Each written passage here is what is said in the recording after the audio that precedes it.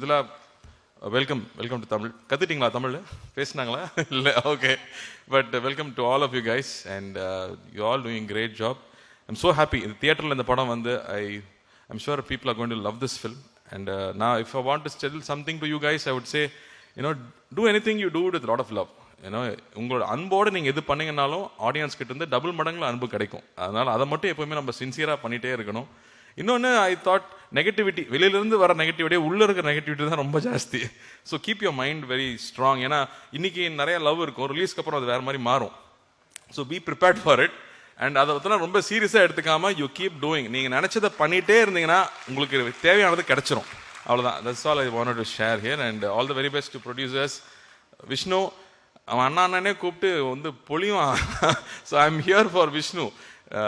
Thank you Vishnu, thank you for all the love that you always share to me. And இந்த படத்துக்காக நீங்கள் என்னெல்லாம் பண்ணியிருக்கீங்கன்னு தெரியும். அண்ணனாக இருந்தால் அதெல்லாம் பண்ணித்தான் ஆகணும். இதுக்காக ஸ்பெஷலாக மெடல்லாம் கொடுக்க மாட்டாங்க.